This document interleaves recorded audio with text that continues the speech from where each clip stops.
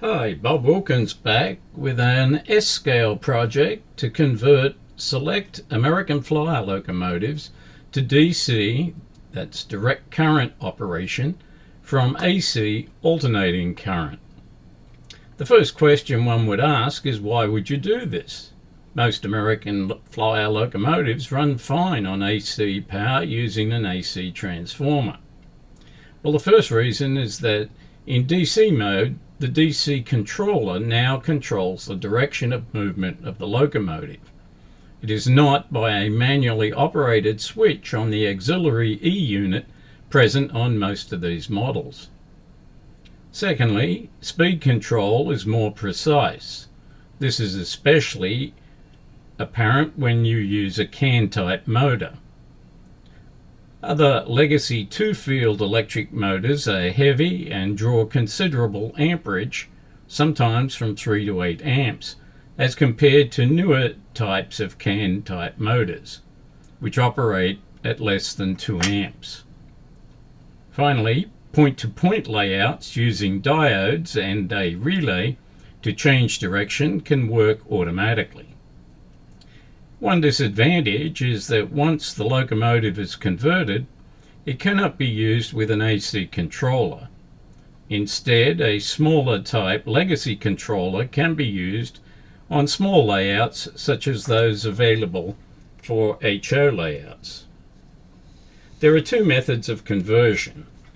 The first is to modify the electronics of the existing motor through the installation of a bridge rectifier in the electronic circuit. And the second is to remove the old motor and replace it with a CAN-type motor. Although the second method is preferable, CAN motors are not always available for some American Flyer locomotives. We will use this inexpensive American Flyer S Scale 440 as an example. These units of the L2000 and L2001 series were basic and ran only in the forward direction. They are often referred to as Casey Jones locos, although this wheel arrangement was never driven by Casey. Later upgraded models included such features as a reversing switch E unit, locomotive headlights, smoke and chuff sound. All of these came with a higher price. These units do not run in DC mode unless they are converted. The basic Casey Jones units are available second-hand online, on eBay, at swap meets and at train shows for around $20 to $30. More for expensive for the upgraded units. The conversion cost is usually around $10. The motors in these units are of the open type, often referred to as pull-more motors. They operate by means of two connected electrical fields. One is associated with the armature and gets its current via the motor brushes, and the other is the field coil that creates the electromagnet. The two fields are connected in series with current flowing from the track pickup to the armature field of the motor, then to the field coil before returning back to the track ground. When voltage or current changes direction, it changes the direction of both fields. But in AC mode, this does require a switch to redirect the current and change the rotation of the motor. If we restrict the current in one direction to one field but allow it to change in the other, we can change the rotation of the motor by using the reverse dial on the DC controller, rather than a switch on the locomotive, in the case of this model that has no switch. A bridge rectifier inserted into the circuit will accomplish this. The bridge rectifier restricts current outflow to one direction, no matter what the input direction of the current is, so that the positive output pin is always positive and the negative pin is always negative, while the input pins labeled with the tilde symbol or AC can be either positive or negative. The bridge rectifier is an interface between the track pickup and the motor. A DC controller is used to provide track pickup via the tender wheels. The bridge rectifier is an interface between these and the motor. The rectifier is set in a small circuit board as shown here. It contains 2 terminals, each with 3 plugs. The blue plugs connect to the track pickup, the green plugs to the field coil. The bridge rectifier is set in between. The 2 track pickup wires go to the blue terminal. A wire from the 3rd blue plug goes to the motor terminal bypassing the bridge rectifier. The current passes through the motor and exits back to the tilde pin of the bridge, which now feeds the field coil via the positive terminal of the bridge rectifier. Current now flows in one direction around the field coil, returning to the negative side of the bridge rectifier, which passes it to the other tilde pin connected to ground side of the track pickup. When track pickup is reversed, the cycle is reversed. The motor reverses its movement while the field coil polarity remains fixed. So let's see how to install this board onto our Casey Jones locomotive. The first step, of course, is to disassemble the motor from the shell of the locomotive. This can be tricky because of the way the motor is held in the shell. Metal tabs on the chassis, shown here, insert into holding slots in the plastic shell. One is under the cabin and the other is in the front of the driving wheels. Cutting a slot in the rear holding tab will be described later to facilitate future repairs and reassembly. Remove the screw holding the front truck and remove the truck from the guide plate. It is not necessary to remove the guide plate. If you do, make sure you note the orientation for reassembling. This plate also holds the driving rods in place. The driving rods should be removed by unscrewing the 3/16 hex bolt on the rear wheel. Again, note the orientation of the rods as they fit into the pistons on the guide plate. Removing the rods is necessary for testing the motor. Disconnect the bolt holding the tender connection drawbar located behind the driving wheels. The 2 wires coming from the tender to the motor are soldered to the pickup connections in the tender. To remove the motor, spread the shell apart to release the tabs holding the motor in place. This must be done carefully to avoid breaking the plastic, though the plastic is fairly strong.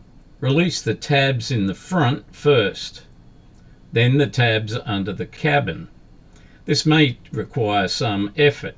If you have difficulty with this step, I recommend cutting a short slot in front of the existing opening using a Dremel cutting disc so that the motor slides forward, which is much easier than spreading the cabin apart. This will free it from the body. The motor with drive wheels can be removed from the shell. Note the wires from the tender go to one motor terminal and to a grounding screw marked here in red. The field wires go from the other motor terminal and back to the ground. Cut both wires from the tender about 3 inches from the connections to the motor and ground. Trim and tin the ends of these wires. Cut the field coil wires at the terminal and ground connection. This wire is solid. Expose about 1/2 inch of the cut end for connection to the bridge rectifier circuit board. The motor is now fully isolated. Desolder the tender wire to the ground screw marked here in red and resolder it to the motor terminal on the right side. Connect the wires from the motor poles to the terminals on the bridge rectifier circuit board as shown here. The wires on the left side of the motor attach to the blue plug's left side. The wire from the right side of the motor will connect to the middle green plug. Connect the field wires to the green end plugs. If using HODC controller, connect the coil wires to the green plugs as shown here.